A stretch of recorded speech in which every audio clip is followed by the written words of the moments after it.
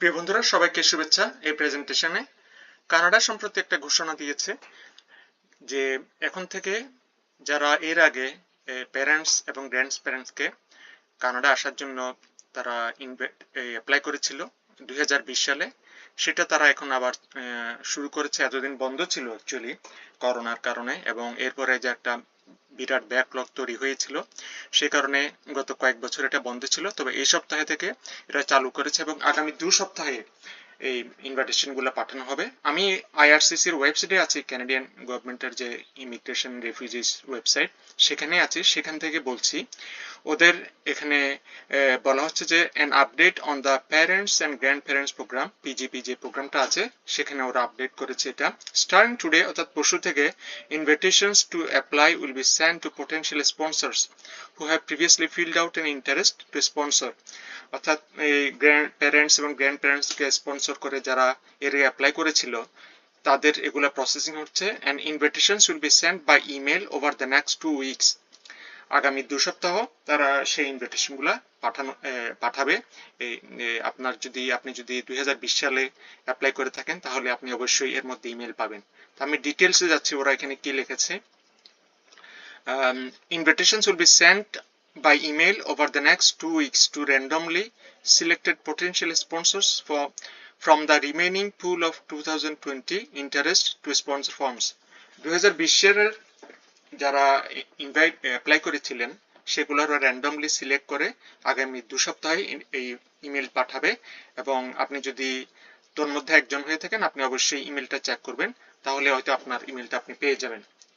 If you receive an invitation to apply, you must electronically submit your PGP application through the Permanent Residence Portal or the Representative Permanent Residence Portal by the deadline mentioned in your invitation। একটা ওরা deadline দিয়েছে, সেটা আসবো পরে।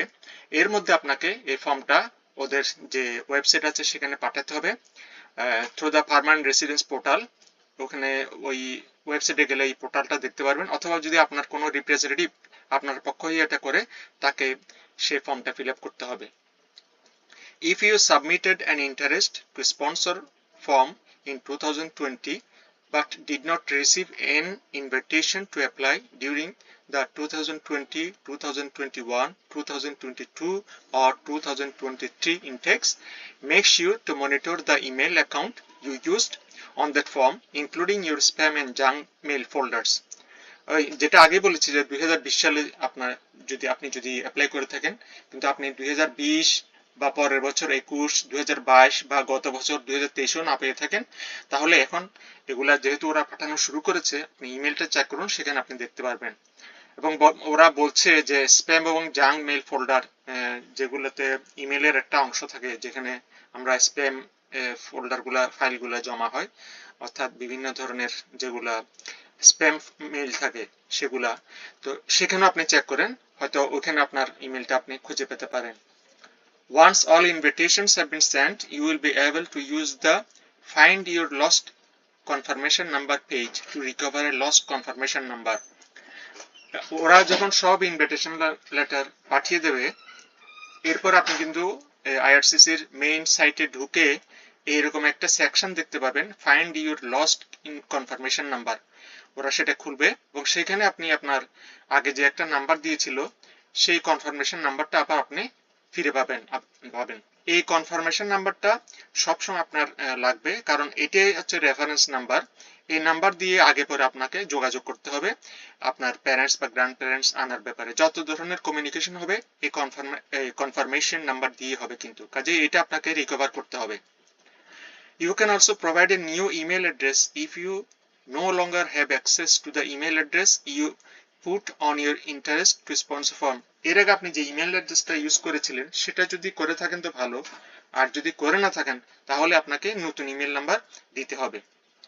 আমি এখন মূল যে সাইট ওদের আইআরসি সেখানে যাচ্ছি, সেখানে বিস্তারিত লেখা আছে এখানে যে 2024 intact starting May 21, 2024 we will randomly invite potential sponsors who submitted an interest to sponsor form in 2020 to apply for the 2020 intake। যেটা বললাম আর কি, 2020 সালের ওই ফর্মগুলো ওরা এখন পাঠাবে।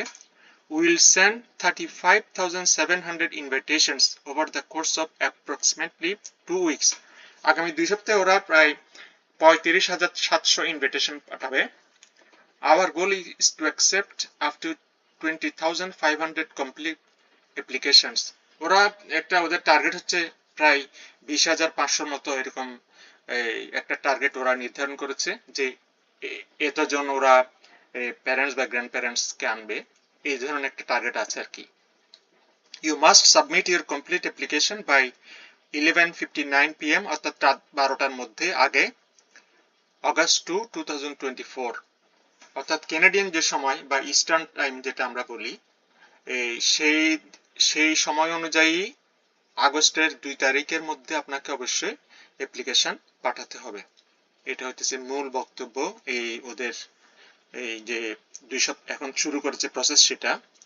If you are invited to apply, যদি আপনাকে তারা অ্যাপ্লাই করার জন্য ইনভাইট করে থাকে, we will send your invitation to the email address you put on your 2020 interest to sponsor form. কাজেই গুরুত্বপূর্ণ হচ্ছে আপনার ইমেলটা চেক করুন, স্প্যাম জাঙ্ক ফোল্ডার সবই চেক করুন, ওখানে আপনার ওরা ইমেলটা পাঠাবে। Check your invitation status. We will make the check your invitation status tool available on this page. যেটা আগেই বলেছি, মের 31 ওরা এই সেকশনটা দিবে এবং সেখানে আপনার ইনভিটেশন স্ট্যাটাসটা আপনি জানতে পারবেন।